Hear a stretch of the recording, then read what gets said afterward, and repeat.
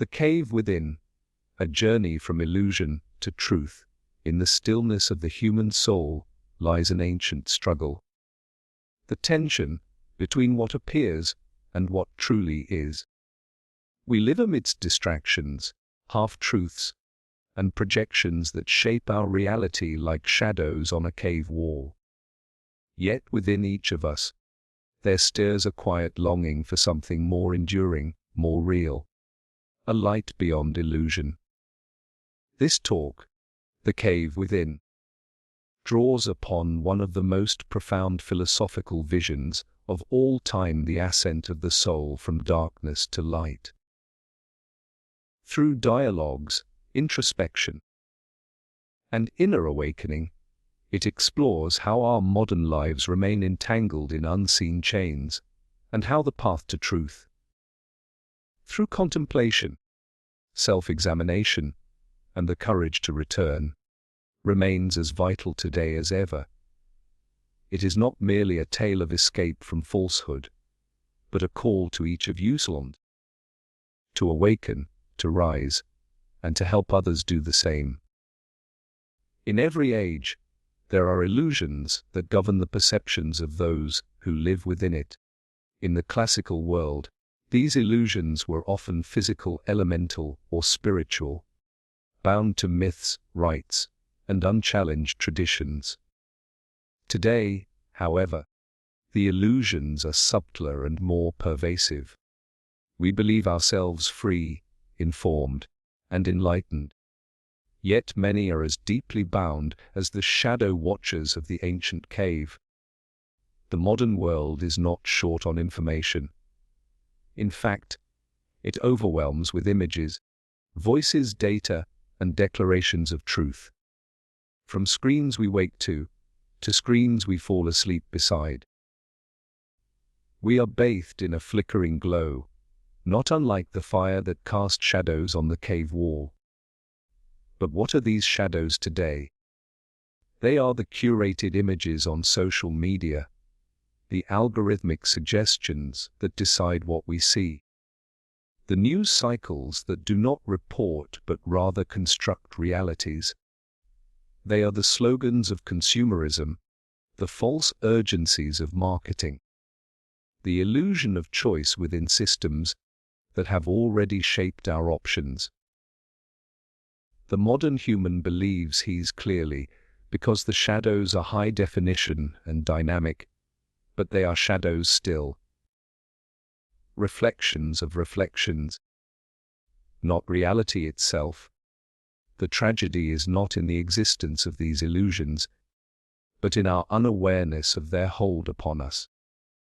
When we scroll through endless feeds, seeking distraction, validation, or a sense of belonging, we do not recognize the depth of conditioning we are under. Our opinions, even our values, are often sculpted not through dialogue or inner reflection, but through the repeated exposure to persuasive imagery and emotionally charged narratives. We do not think, we absorb, and having absorbed, we call the contents of our minds our own. The prisoner in the cave also believed the shadows to be the entirety of what is. He had never seen the world outside, so the shadows were not merely entertainment or error. They were reality. Even our identities are now shaped by these illusions. We are told who we are, what we should want, and how we should measure success. The metrics are external. Followers, titles, possessions, and the deeper questions of meaning, virtue, and self-mastery are buried beneath layers of distraction. Many live for appearances, appearing successful, appearing happy, appearing wise. But appearance is not essence. To chase the former while ignoring the latter is to remain in chains, however gilded they may be. Moreover, the institutions of the modern world, whether political, educational, or cultural, are themselves not immune to the cultivation of illusion. They too, in pursuit of influence or relevance, often become part of the shadow theater. Education may become indoctrination, news may become spectacle. Even spirituality can be commodified and reduced to slogans that soothe but do not transform. In such a world, seeking truth requires not only effort but also courage. A courage to question what is handed down as obvious, and to stand apart from the crowd who mistake noise for wisdom. One of the most deceptive aspects of modern illusion is its personalization. Algorithms are designed not to reveal the world as it is, but to confirm the world as we already see it. The more we engage, the more we are given content that aligns with our preferences, biases, and existing worldviews. In this way, we do not even share a common shadow on the wall anymore. We each sit in our private digital caves, each surrounded by personalized projections. This fragmentation makes dialogue difficult and community fragile, for if each person lives in a self-made illusion, then mutual understanding becomes elusive. The danger here is not technological in itself, but psychological and philosophical.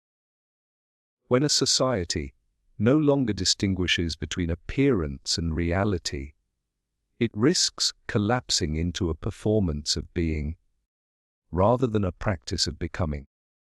In such a world, truth becomes negotiable, and those who speak of it without compromise are often dismissed, silenced, or ignored. The notion of the cave, as described in ancient metaphor, is often misunderstood as a physical imprisonment or a societal phenomenon alone. While the outer world certainly contributes to illusion and misdirection, the true cave, the one most difficult to escape, is within the individual self. It is not carved in stone, but constructed by the patterns of thought, emotion, and desire that shape how we perceive both ourselves and reality.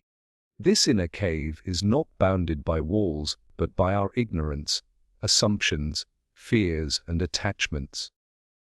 To recognize its existence is the first act of awakening. To attempt escape from it is the beginning of true philosophy. The inner cave is formed from childhood, as we begin to accept without question the meanings given to us by family, culture, and environment. Language itself, though a tool for dialogue, becomes a vessel for transmitting the unexamined. We inherit categories and dichotomies. Right and wrong, success and failure, beautiful and ugly, and with them the values and judgments of those who came before us. These form the earliest shadows on our mental walls. We come to believe that what we feel, what we want, and what we fear are intrinsic, but many of these are simply echoes of things we never questioned. This inner conditioning settles into our being so quietly that we mistake it for identity. Over time, the cave deepens. As we experience the world through a mind already shaped by prior experience and internalized judgment, we become more invested in the stories we tell ourselves. These stories often revolve around the self, our worth, our limitations, our place in society, and they become the lens through which we see all else. When others speak, we do not hear them. We hear their words only as they reflect upon our internal narrative. When we encounter events, we do not perceive them as they are. We perceive them through the haze of expectation and self-reference. The inner cave thus becomes not only a prison of misperception, but a chamber of endless self-confirmation. One of the strongest pillars of this inner cave is emotional attachment. We grow attached to outcomes, to images of who we believe we are or must become. We resist loss, change, and uncertainty because they threaten the familiar shadows we have mistaken for the whole of existence. Even suffering, when repeated long enough, can become a part of the cave we cling to, simply because it is known. In this way, the soul resists the unfamiliar light of truth, not out of malevolence, but out of the comfort and security that the cave provides. Distraction serves as the gatekeeper of this inner cave. The modern world provides endless ways to avoid silence and solitude. We are trained to be uncomfortable with stillness, for in stillness the shadows lose their grip, and the mind may begin to turn around. But this turning is difficult, for it requires facing that which we have long suppressed. The fear of encountering our inner world unfiltered often keeps us chained. Thus, the cave is not simply an error of the intellect. It is a condition of the soul, a result of prolonged inattention to that which lies within. Many believe that knowledge alone can lead them out of the cave. But the accumulation of information, without inner transformation, merely decorates the walls. It is entirely possible to read many books, to possess many ideas, and yet remain just as deeply imprisoned by fear, pride, and illusion. True liberation requires more than learning, it requires unlearning. It demands that one question not only the world, but the very self that questions. The cave is clever, for it disguises itself as the world. It disguises itself as one's own voice, whispering comfortable certainties and offering logical justifications for remaining in the dark. The inner cave is reinforced by comparison. We look to others, peers, authorities, icons, not to understand them but to measure ourselves. This measurement feeds insecurity and pride alike, both of which are chains. We become anxious when we are not seen, and arrogant when we are praised. In both cases, we are guided not by a sense of inner direction, but by external validation. This dependence creates a feedback loop, where the opinions of others become more real to us than the quiet intuition that speaks from within. The moment one turns from the wall of shadows toward the source of light is not a moment of triumph, but of discomfort, confusion, and resistance. It is the most difficult act a soul can undertake. Not because it demands physical strength or intelligence, but because it requires the courage to abandon the familiar, to question what has always been accepted, and to embrace the unknown. Turning toward the light is not a one-time event. It is a gradual awakening, a painful unfolding in which one learns to see again with new eyes and an uncluttered heart. In the beginning, this turning feels like betrayal. The one who begins to look away from the illusions that have long defined reality may feel as they are betraying their community, their beliefs, even themselves.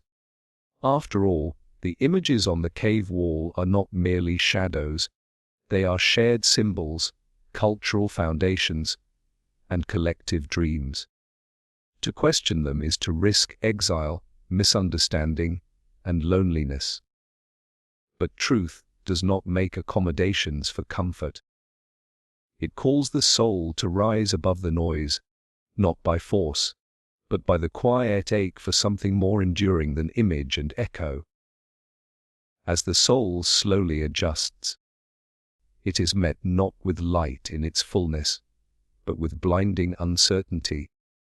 Just as eyes, long confined to darkness, struggle to bear sunlight.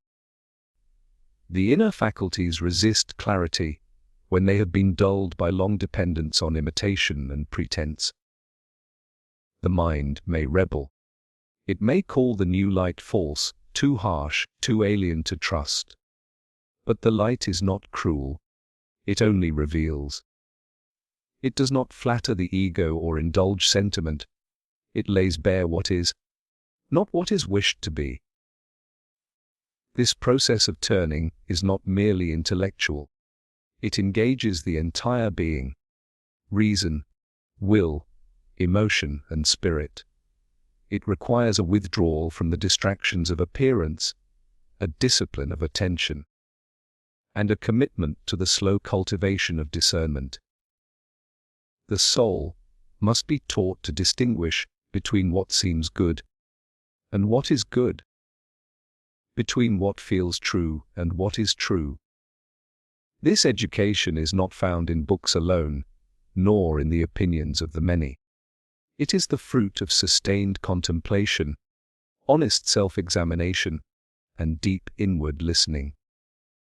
In this movement toward light, false idols must be cast down, not only the external ones, status, pleasure, approval, but also the internal ones, such as pride, certainty, and fear of judgment.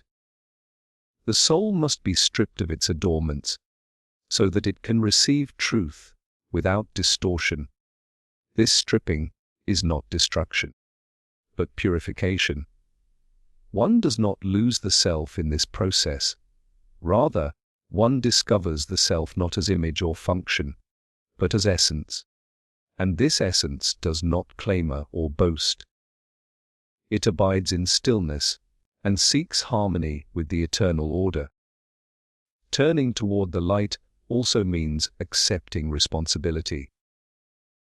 For the one who begins to see must now act in accordance with what is seen. No longer can blame be cast on shadows or circumstances. The soul that has glimpsed the source of light must live differently. It must align its desires with the good, govern its passions through reason, and direct its actions toward justice.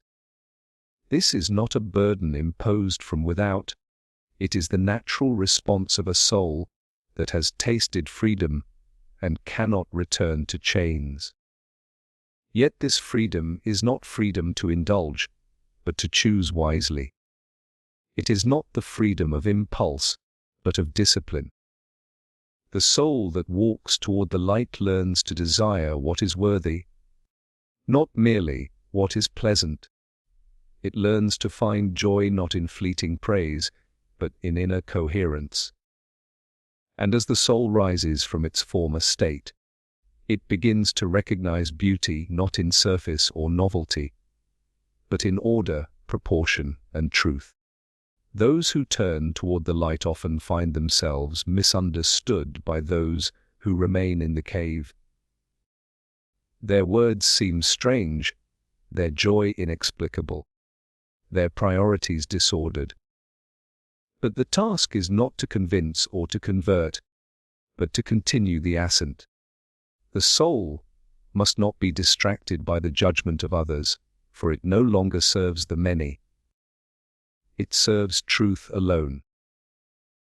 This is the mark of one who has begun to awaken, that they would rather face the solitude of light than the comfort of shared illusions.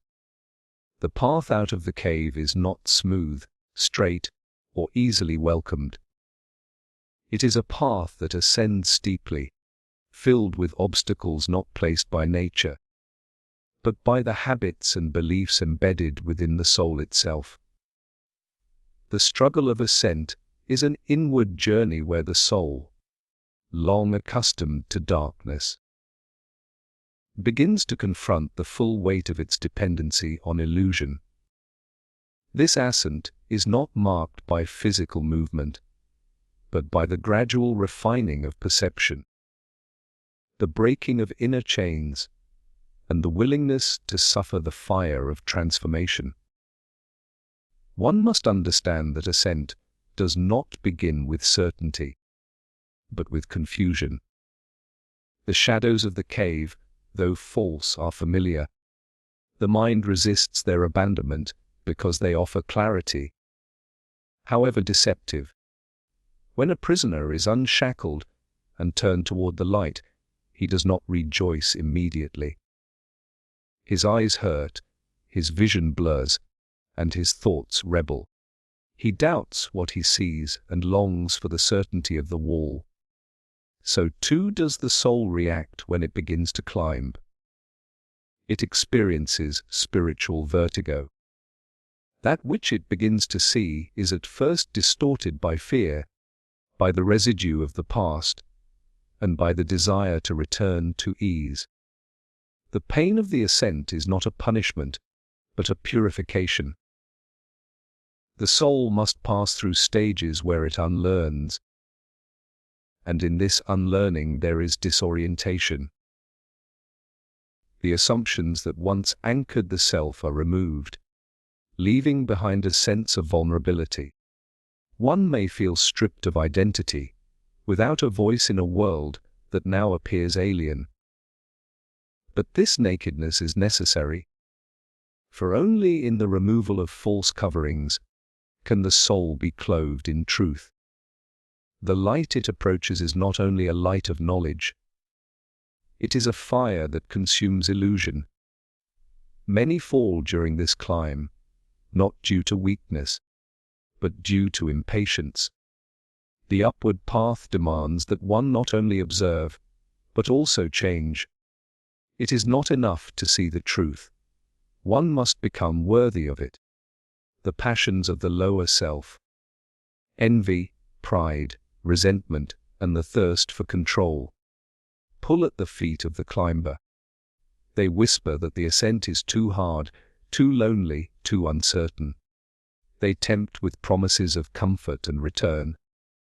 And often, the soul wavers. It may rest too long in places not meant to dwell. It may look back longingly toward the cave, wondering if the struggle is worth the cost. True ascent requires discipline. It requires the silence of speech, so that thought may deepen. It demands the control of desire, so that clarity may be restored. And it asks for the purification of intention, so that the climb may not be fueled by ego, but by love of the good. This is why not all who glimpse the light succeed in reaching it. For the light does not pull, it waits. The soul must ascend freely, moved not by external compulsion, but by inward resolve. This struggle is not solitary in the deepest sense, though it may feel so. For in every soul that begins to ascend, the same eternal light stirs. Those who climb, though they may not speak the same tongue or wear the same form, are bound by the same yearning. Their path, though different in appearance, is united in essence. Each step taken by one soul toward truth uplifts the possibility for all others. In this way, the ascent becomes not merely a personal trial, but a participation in something universal and sacred. There is a stage in the ascent where the soul begins to glimpse reflections on water, on surfaces not fully clear, of a reality more stable than what it has known. These reflections are symbols, ideas, truths half perceived. They are beautiful, but incomplete. The soul must not rest here, mistaking reflection for source. It must move further, toward that which is unchanging, toward the direct experience of being itself. Here begins the refinement of the intellect, where thought rises above opinion and enters the realm of reason guided by eternal forms. The ascent is a moral struggle as much as an intellectual one. For truth demands a certain character. It cannot be grasped by the corrupt, nor sustained by the self-indulgent. The soul must cultivate virtues: courage to face the unknown, temperance to resist temptation, wisdom to discern the path, and justice to align its parts. These are not merely ornaments of a noble life. They are the very muscles by which the soul climbs. Without them, the light blinds instead of illuminates. With them, the soul learns to see rightly, to love rightly, and to act in harmony with the whole. When the soul ascends from the shadows and beholds the true source of light, it is forever changed. What it once called real now seems pale and hollow. It understands, at last, the cause of all that is, the unchanging truth from which all lesser truths flow. And yet, the journey does not end in this vision. For the soul that has seen the light bears a new responsibility. It must return to the cave, not for its own sake, but for those who still remain in chains, mistaking shadows for substance. This return is not easy. The soul, now accustomed to the brilliance of truth, finds the darkness of the cave overwhelming.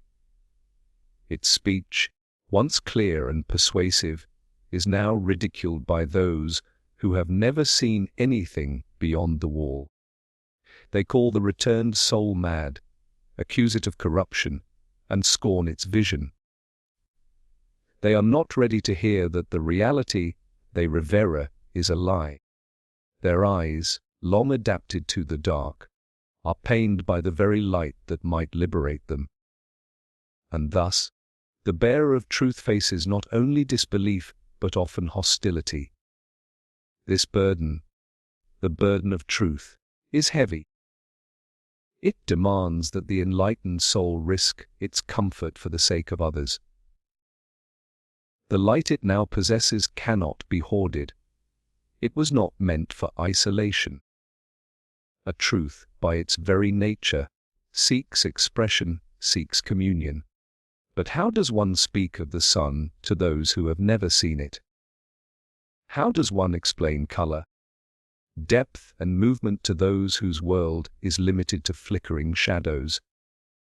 The task requires patience, humility, and immense courage.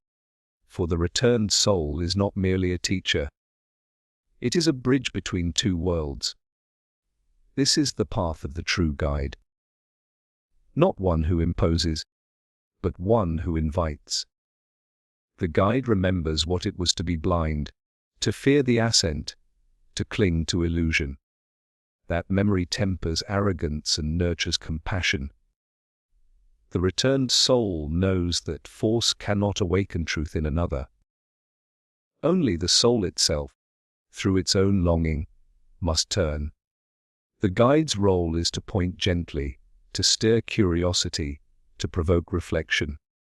In this task, failure is frequent, yet the effort remains sacred. For even one soul stirred from slumber is a triumph over darkness.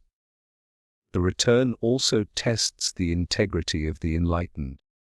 It is easy to become disillusioned with the world below, to despise those who mock, to retreat into solitude, to guard the light as something elite. But such a response is itself a descent, a fall into pride. The true bearer of truth must resist this temptation. It must remember that all soils, no matter how lost, possess the capacity to ascend. The light that once rescued the guide still shines for others. The return is not an act of superiority but of service. And service, grounded in love, is the highest expression of enlightenment. Furthermore, the one who returns faces a paradox. In the world of light, knowledge is clear and stable. In the cave, language is ambiguous, symbols are misused, and the mind is constantly pulled toward distraction. The bearer of truth, must learn to translate what is seen into terms that others can grasp. This requires not only philosophical clarity, but artistic sensitivity. The returned soul must become both thinker and storyteller, philosopher and poet, reformer and friend. It must speak to the heart as well as the mind, awakening a hunger for what lies beyond the shadows. The burden of truth is thus not one of sorrow but of purpose. The one who returns not seek to rule, but to guide. It does not seek praise, but transformation. Its authority is not of power, but of vision. And yet, in a world where illusions reign, this very purity often invites persecution. The returned soul must be ready to suffer misunderstanding, rejection, even violence. But these trials are not defeats. They are signs of fidelity to the light. For the soul that has seen the truth cannot live in silence or indifference. It is bound, not by duty imposed, but by love awakened. This love is not sentimental nor passive. It is an active force, a fire that burns away fear and compels action. The one who returns does not pity the prisoners, but believes in their potential. It labors not to shame them, but to uplift them. In this, it reflects the very light it has seen, a light that does not dominate, but liberates. The return, then, is not a descent, but the highest movement of the soul. It is the fulfillment of its vision, the offering of what is most sacred, and the rejoining of the many to the one through the path of truth. The journey from the cave to the light, and back again, is not merely an allegory of one man's enlightenment. It is the story of every soul born into a world of appearances, every mind shackled by convention, every heart yearning for truth. We are each born in a cave, taught to trust shadows, and conditioned to fear the unknown. Yet within us burns a quiet remembrance, a whisper of a reality more radiant, more enduring, more real than anything flickering on the walls of illusion. This inner stirring is not accidental. It is the calling of the soul toward its origin. Whether through wonder, pain, doubt, or deep contemplation, a moment comes when one turns inward, discontented with borrowed truths and hungry for something unchanging. In that moment begins the painful, beautiful ascent. Step by step, the soul unbinds itself, confronting fear, resisting the pull of comfort, and daring to look directly at what once seemed unbearable. And when the soul at last sees, not the shadows, not their makers, but the light itself, it knows peace, not as escape, but as alignment with what is eternally true. Yet this vision is not for isolation. The one who sees must return, not to argue, but to awaken, not to impose, but to invite. For the ascent of one soul is incomplete until others rise with it. Truth becomes complete only when it overflows into compassion and service. Meditation, reflection, and disciplined thought are the modern tools of this ancient journey. They help us still the noise of illusion and tune our sight to the deeper rhythm of reality. In silence, we hear what noise conceals. In stillness, we see what motion distracts. We do not merely escape the cave. We begin to transform it. Every soul awakened becomes a beacon to others. Every return enriches the world with glimpses of the real. Thus, the path from illusion to truth is not a tale of despair but of radiant hope. It affirms that truth is not lost, only hidden, not absent, only veiled. and it assures us that no matter how deep the shadows, and the light still shines, and waits for us to turn, to rise, and to see.